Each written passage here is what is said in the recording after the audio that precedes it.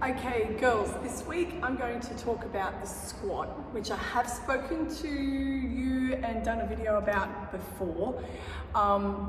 And I just feel like the squat, deadlift, and some of these big lifts, sometimes I need to maybe use different words or a different location or just reinforce certain things about why it's so important to get them correctly.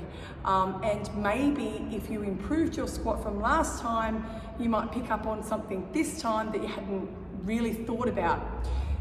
Because there's so many things to get right and so many things to think about, sometimes you have to improve things one step at a time. Like, what is the worst thing? It's like with our diet.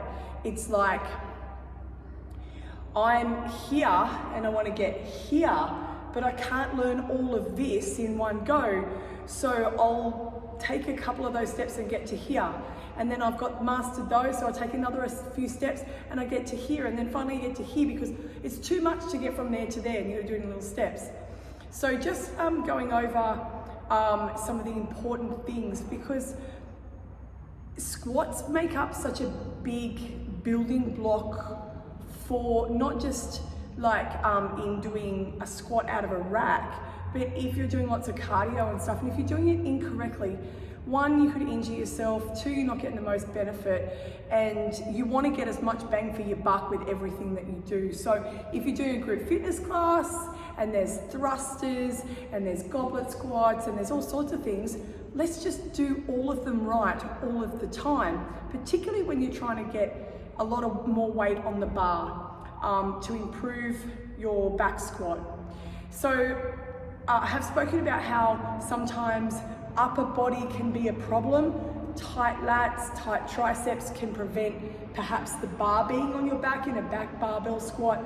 And it's that you need to stretch your lats outside the workout and your triceps so that you can sit the bar on your back. Often there's problems with our hips and our ankles, and that can pose a problem as well. So some drills, and they need stretching. You may also need to place something under your heels, they say, for example, in your back squat, so that your heels, two of them, or however high that might be, that sometimes if people's heels are elevated, they find it easier to come down into the squat. So sometimes you need that help. We all have different body types in terms of length of our bone structure. So for me, as an example, I have the smallest arms on an adult. They're like child length. So for me, my bench press, my pull-ups, my burpees, my push-ups and everything, I find it so easy for me to do the reps because I move tiny little reps. My leg structure is pretty much the same. Some people have longer femur to their tibias, their back, their spine is long. And so you often really see probably shorter people, a little bit easier for them to move and stay quite upright. And I think it's kind of like a height thing, excuse me. But also sometimes, like I said, some people's length here might be really super long and this is not as long, it's not in proportion. And so when they go to squat, they're just kind of like not feeling it the same. But often we're tight here and you don't have a lot of ankle range, so you need to like do heaps of ankle stretches, hip stretches. Often it's tightness and not just a bone thing. So I have given examples of squatting to a bench or a ball so that when you're aiming, we don't have balls here, we do have those ones, but, or to a chair or whatever that might be, because when you're squatting to something, you'll find that you'll stay upright more. And what we need to do is we need to create a movement pattern that is now a normal one if you've been doing it incorrectly. And lots of you have corrected that because often what we see is forward flexion. So people will squat and they're feeling that they're moving, They're moving lots, but they're not moving correctly. Now, let's look at the actual squat, how we set up a squat position. So again, things will be different depending on your hips, where that ball and socket goes into your hips, because again, everybody's different in this area as well. We turn our toes and knees slightly out to the side this way, and we get our knees to follow our toes, pushing outwards, so that we can have this room to come down into our hips. But also, the other thing is that when we rotate outwards this way and create that force and pressure, we activate into the glute and we activate into the hip flexor. And when we've got this and this on both sides, like that, that gives us a really strong core. So we're very strong in that position, and we're also going to work into our glutes as well. So the squat, I squatted yesterday. Squats are hands down the hardest movement in terms of effort. Yeah, I reckon they are. We're not talking about CrossFit moves like thrusters or whatever.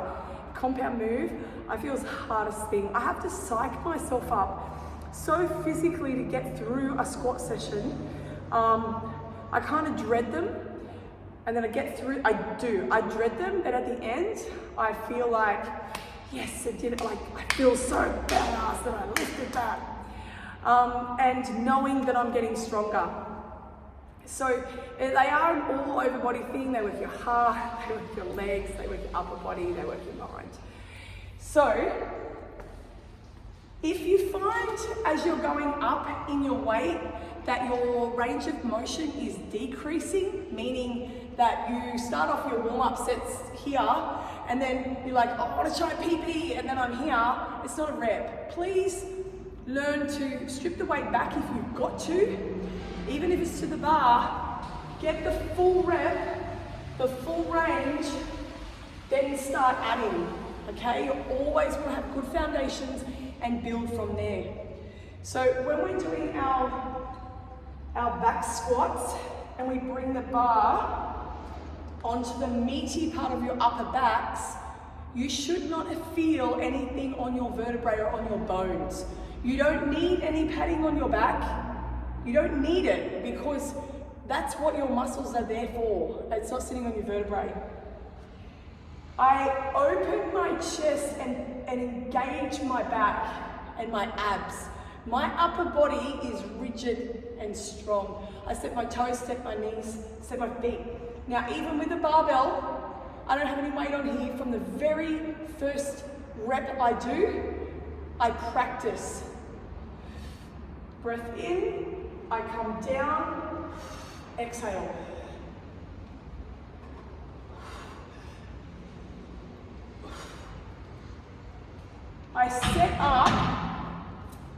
I set up from the very, very beginning, switching on my body, setting up mentally. So I don't want to just go, put a bit of weight on, oh, now I'm getting serious, I've got some weight on the bar. You practice, your nervous system gets set, all of your muscles are set, your breathing set. So when you start your first working set, you're set.